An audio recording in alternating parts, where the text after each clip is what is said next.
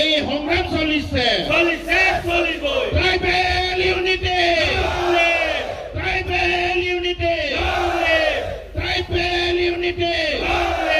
CC2 and long live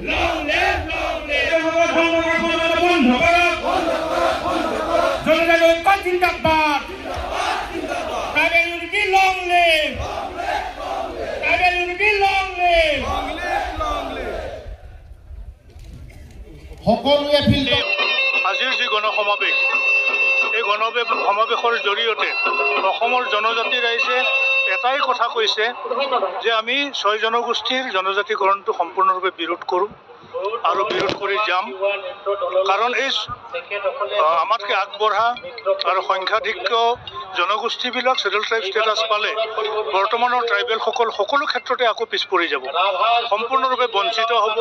ৰাজনৈতিকভাৱে শৈক্ষিকভাৱে সামাজিকভাৱে সাংস্কৃতিকভাৱে সকলো দিশতে আমি ধ্বংসপ্ৰাপ্ত হ'ম কাৰণ এটা জনগোষ্ঠীক যেতিয়া 96ত ছেডুল ট্ৰাইব ষ্টেটাছ দিছিল ভাৰত চৰকাৰে ভুলবশতঃ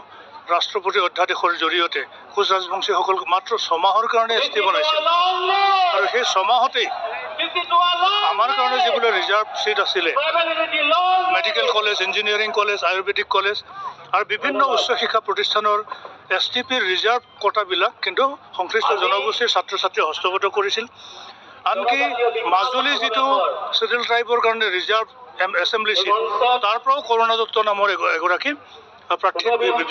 বিজয়ী হৈ আহিবলৈ সক্ষম হৈছিল তো গতিকে এই 6 জনগোষ্ঠী যদি ST হয় তেতিয়াহ'লে বৰ্তমানৰ 14টা যি ক্ষুদ্ৰ জাতি জনগোষ্ঠী